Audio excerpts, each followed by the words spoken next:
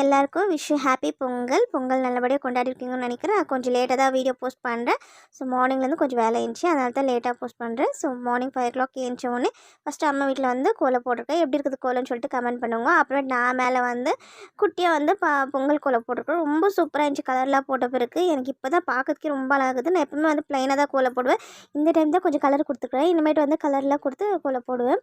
So அதுக்கப்புறம் வெள்கெல்லாம் ஏற்றிட்டு சாம்பிராணிலாம் வந்து போட்டுட்டு அம்மா வீட்டுக்கு கிளம்பி போயிட்டேன். பாருங்கள், இது எவ்வளோ பெரிய கரும்பாக இருக்குது. இது வந்து எங்கள் செடியில் வந்து வளர்த்த கரும்பு. அவ்வளோ சூப்பராக டேஸ்ட்டாக இருக்குது. இது தித்திப்பு ரொம்ப சூப்பராக இருக்குது. இது வந்து ஆல்மோஸ்ட் வந்து ஒரு 3 வருஷமாக வந்து அதை கட் பண்ணி அது திரும்ப வந்து முளைச்சி இவ்வளோ பெருசாக வரைக்கும் வந்திருக்குது. அம்மா வீட்டில் பொங்கல் ஸ்பெஷலில் என்ன பண்ணியிருக்காங்கன்னா வந்து பொங்கல் அதுமாதிரி பொங்கல் பண்ணலன்னா எப்படி ஸ்வீட் பொங்கல் தான் பண்ணியிருக்கோங்க. அதுக்கப்புறம் வந்து வடை, மசாலா வடை பண்ணியிருக்கோங்க.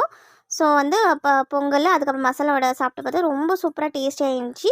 பொங்கல் ரெசிபி வந்தாக்கா நெக்ஸ்ட் வீடியோவில் நான் போஸ்ட் பண்ணுறேன். அதுக்கப்புறம் என்ன பண்ணிக்கோங்கன்னா வந்து சுட சுட சாப்பாடு, அது கூட வந்து கொழும்பு வந்து இன்றைக்கி சாம்பார் தான் வச்சுருக்காங்க. நல்லா கத்திரிக்காய் போட்டு ரொம்ப சூப்பராக டேஸ்டியாக வச்சுருக்காங்க. அதுக்கப்புறம் உருளைக்கிழங்கு பொரியல். ஸோ இது கூட வந்து வடை. இதுதான் வந்து நைட் டின்னரு. இந்த வீடியோ உங்களுக்கு பிடிச்சி லைக் பண்ணுங்கள், சேனல் சப்ஸ்கிரைப் பண்ணுங்கள். பாய்.